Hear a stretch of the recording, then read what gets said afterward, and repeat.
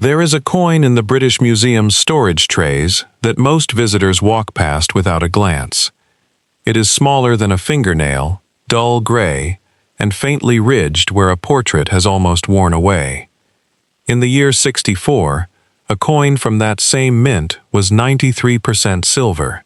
By the time the mint stopped bothering to disguise what it was doing, roughly 200 years later, the coin was about 5% silver and 95% copper, dipped in a thin wash of white metal to make it look like something it no longer was.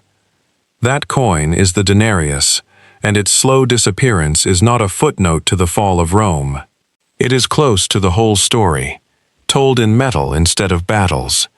To understand why a currency that had held its value for 2 centuries came apart in barely 50 years, you have to go back to a night in July of the year 64, when a fire broke out near the Circus Maximus and burned for the better part of 9 days.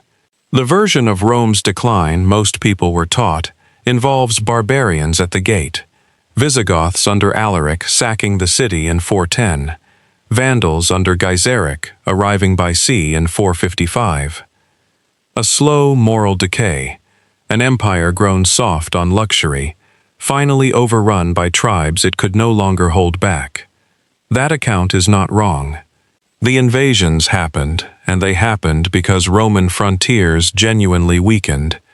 But it describes the collapse without explaining why an empire with the largest army in the known world, the most sophisticated bureaucracy of its era, and 4 centuries of institutional memory, could no longer afford to defend itself. The invasions were the symptom. The currency was the disease.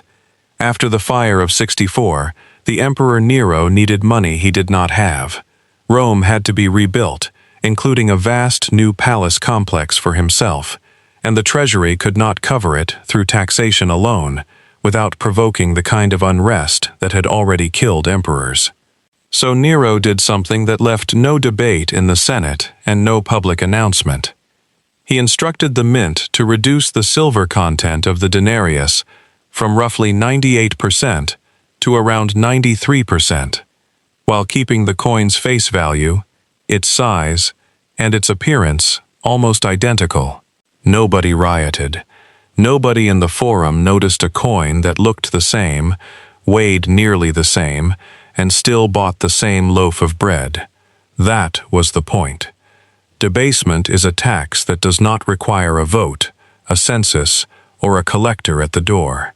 It is collected silently, through the coin itself, and its cost is not felt until the coin has changed hands many times, and the prices of everything it buys have quietly risen to match. For the next century, this tool was used carefully. Trajan and Hadrian, ruling some of the empire's most stable decades, allowed the denarius to slip further, to roughly 85% silver, mostly to fund frontier construction and the enormous cost of a standing army that by the 2nd century numbered close to 500,000 men. Inflation crept rather than surged. The mechanism worked precisely because it was used sparingly. That restraint ended with Septimius Severus, who seized power in 103, after a year in which 4 different men held the throne, each backed by a different faction of the army. Severus understood exactly how he had won, and he understood exactly what would unwind his victory.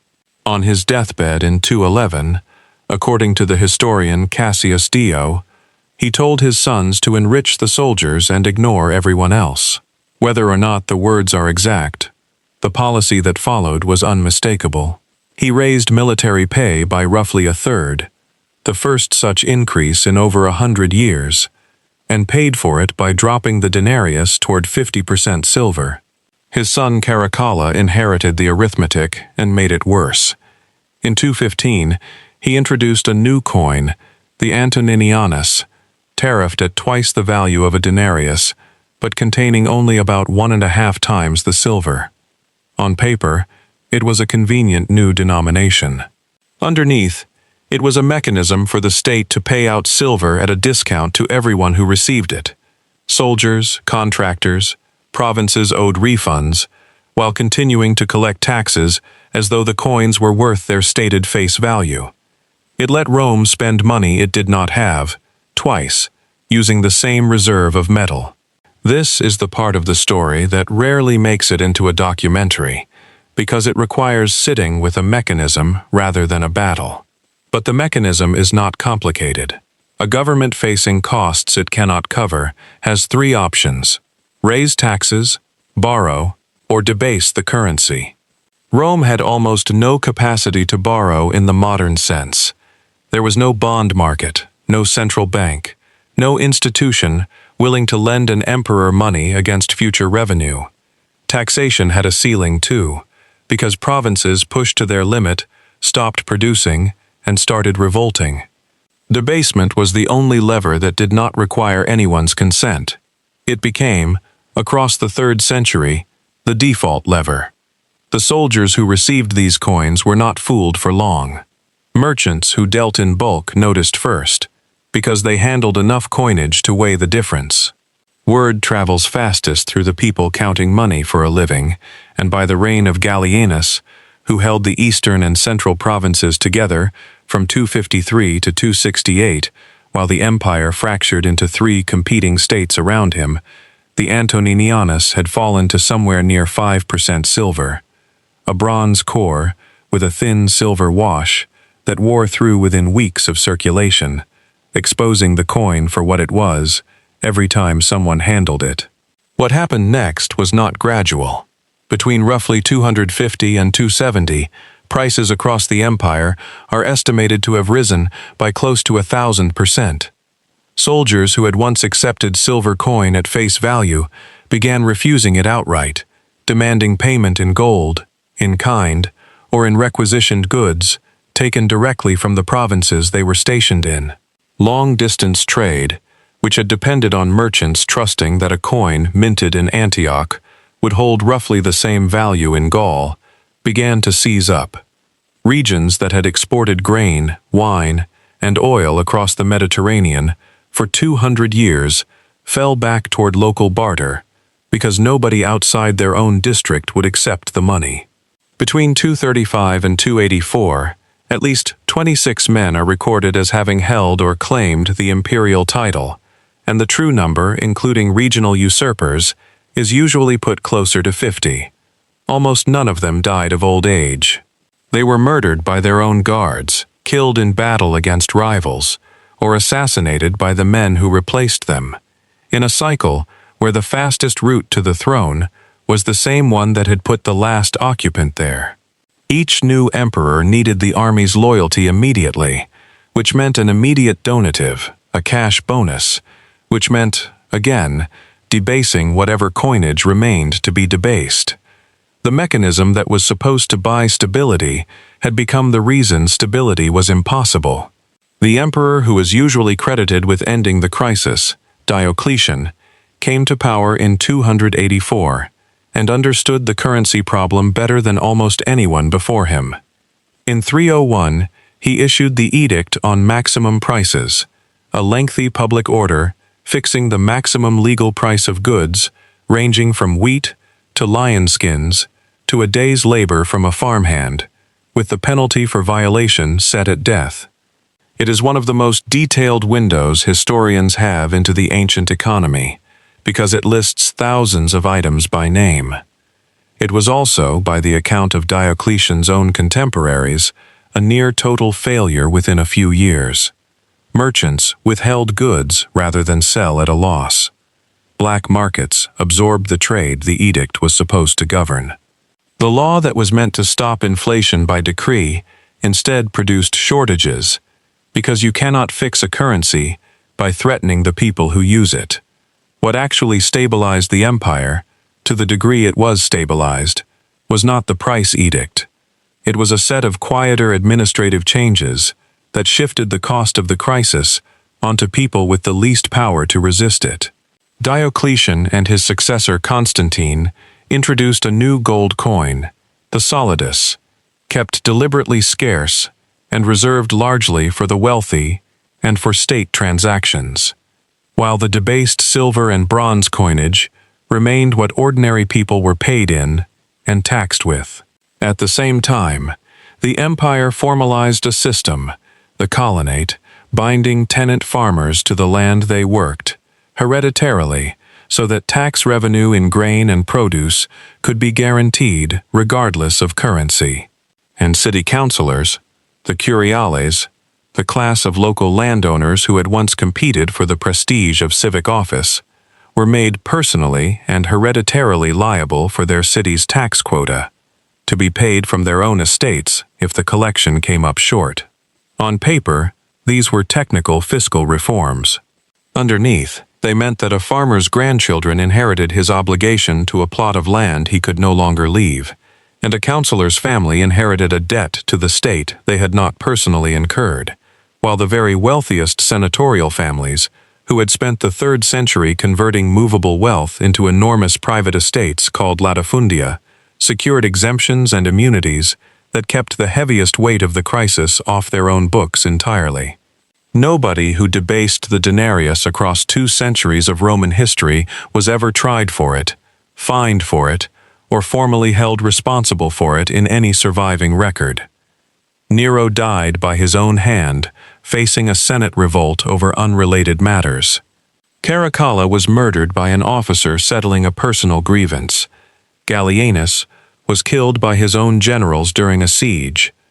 The men who set the mechanism in motion answered, if they answered at all, to assassins and rivals, never to an institution weighing what the debasement itself had cost.